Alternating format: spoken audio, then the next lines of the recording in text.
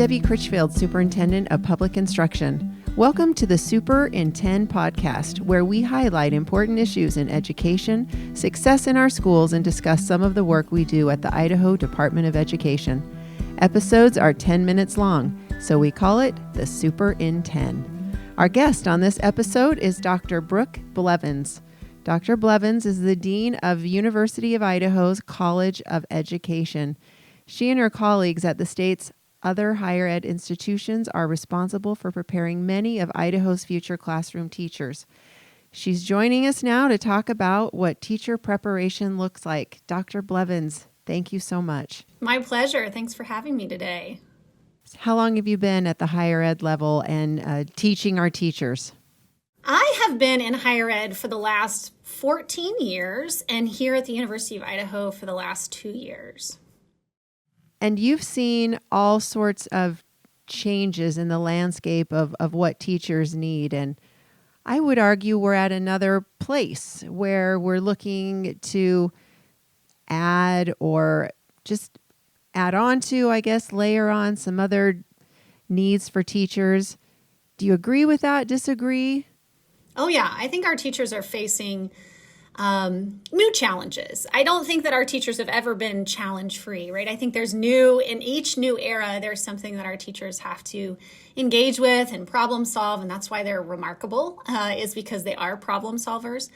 But I think today teachers are facing new challenges. One, I think there's a narrative around education that's really difficult right now, that there's a lack of value in public education. And we know in our field of work how valuable public education is. And so teachers are facing that. How do they stand up against that?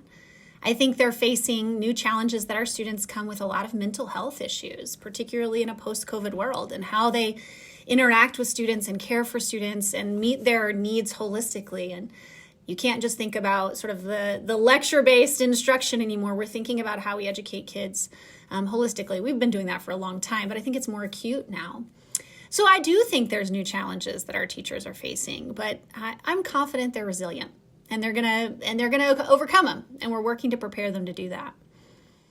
Well, let's talk about what that preparation looks like. This is not the first time you and I have been talking about this or raised this discussion, and I appreciate that you've been right at the table every time we talk about the teacher preparation piece and what we need to do to help our teachers feel more confident when they go into the classroom. Some of the things that you discussed and described, which I wholeheartedly agree with, they're not as easily taught as here's how you teach 1 + 1 is 2. They're more complex issues in the classroom. So how do you go about preparing our teachers for some of these things? Yeah, great question. Well, I think one of the key things that we do in teacher preparation programs is the extensive field experiences our students get. So from the time they enter our programs, and this is statewide, they are in classrooms working with students and working with teachers. And I frankly think that's one of the best ways to prepare teachers, is to put them in the actual space in which they're going to be employed in the future. But also the beauty of a teacher ed program is then they have the supports to come back to the university. So they're going out to the field, they're seeing these challenges, they're seeing a kid who's struggling, and they get to come back to us and have rich discussions around how to navigate that in a way that they might not when they end up in their own classroom. So I think that scaffolded support for our students in the field experiences is important. And like I said, we start in their first semester, and that continues to their student teaching experience, which is generally in their final year of the program. But all along, they're getting those field experiences. I think other ways is we are at the University of Idaho starting to infuse what we call trauma-informed practices throughout our courses. So how do we work with kids who've experienced adverse childhood experiences, ACEs, or trauma in their lives? And we know all kids actually experience some form of this. So how do we prepare our teachers to interact with students in a way that can attend to those things and help a student move forward? And also helping our teachers think about the support systems that schools have in place to work with kids. So the RTI process, the MTSS process, the various processes that schools are using to meet the needs. So I think those are a few of the ways we're trying to help them challenge or meet the challenges of today's educational landscape. One of the things that we discuss a lot in education, we want to have a large tent for teachers. Anyone that's interested in education, we want to get them there. We know in the state we've got a variety of pathways and routes to get there.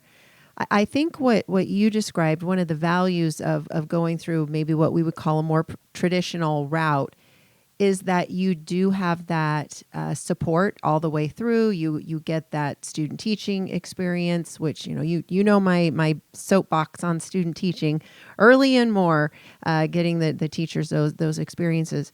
So for the Board of Education, who is the governing board for these programs, one of the values, I guess, what I'm getting back to is that the university experience, the college experience can really help support the teacher in different ways. Now, again, we want people to see themselves coming into education, and I like that and have supported alternate ways to get there, but I think ultimately we want everything to lead to a certificate.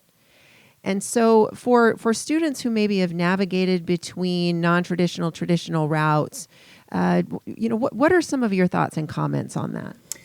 Yeah, I mean, I work for an institution of higher ed, so of course I value traditional teacher ed programs, but I also see the need to have alternative pathways. I'll just give you an example. Right now on our campus, we have 11 paraprofessionals from across the state representing rural districts and one more urban district, and these teachers are coming free of charge. They've had an associate's degree. They've been a practicing special ed paraprofessional for years, and we're getting them additional training so that they can end up with a certificate to teach special ed and a degree.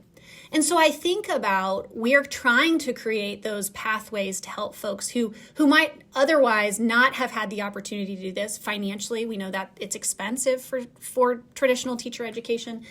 But we're really excited about this program. And in 2 years, these paraprofessionals are going to be ready to take on their own classrooms and ready to meet the needs of our students. So I would say it's a balance, right? It's a balance between those students who have a traditional path, and after high school, they're going to take advantage of the great funding that our state has to go to one of our institutions of higher ed, and they're going to pursue a degree, and they're going to have, as you described, that really scaffolded support, mentorship along the way. They're going to get both the content and the pedagogy, as well as work with high-class, outstanding faculty. And I think that, of course, that would be my preferred way. But at the same time, we also recognize that there's a great need in the state. And so trying to figure out ways to balance that, like our impact program that I just described, I think is really important. So I think those are some of my thoughts around why maybe the traditional program is preferred, but at the same time, why we need to think about how we support future teachers in various ways. Well, I know for the University of Idaho specifically, you have made yourself available after, to schools, and you're offering professional development, you're offering mentoring and other things, regardless of who went through your program. And I think that type of partnership and collaboration is a real model. I want you to think about your elevator pitch speech about becoming a teacher. As you explained and what we hear frequently, it's not considered, this premier profession like it used to be in many places. Now, we all love our teachers, we respect them, but we also don't hear many of our own educators encouraging students to become teachers. And there's a variety of reasons, and I don't want to focus on the negative. But if you're talking to a group of young people, this is why you should consider teaching as a profession. How do you sell them on that? Great question. Well, I hearken back to Nelson Mandela's one of his famous quotes, which is, education is the most powerful weapon with which you can change the world. And I do believe that. I believe that if we look back on our experiences, we can point, each of us, to a teacher or two or three that changed the trajectory of our life for the better. And I think there are lots of things, there are accolades that you can get in life, there's money that you can earn across the board. But I think at the end of the day, when one's reflecting on their lives, I think what's powerful is to reflect on the lives that you've changed. And I think education is the vehicle to do that. I would also argue that education is a profession that you get to see rewards on a regular basis in terms of student achievement and watching a student see that thing click. But oftentimes it's the long-term impact that comes back and I think is really important.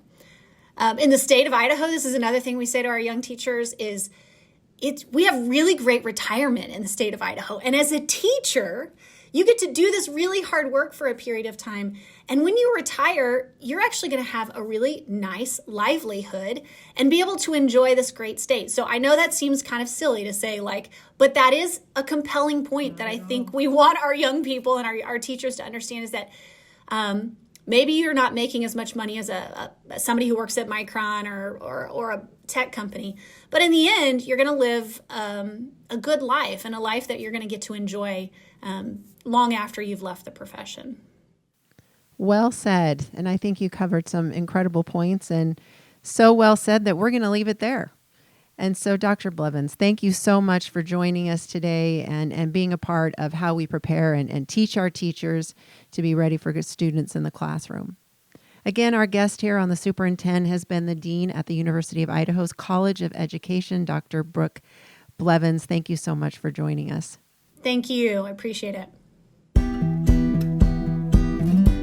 The Superintendent podcast is produced by the Idaho Department of Education. Episodes are available on Apple Podcasts, Spotify, and Google Podcasts. They can also be streamed on YouTube and the department's website, sde.idaho.gov. I'm Superintendent Debbie Critchfield. As always, thank you for listening.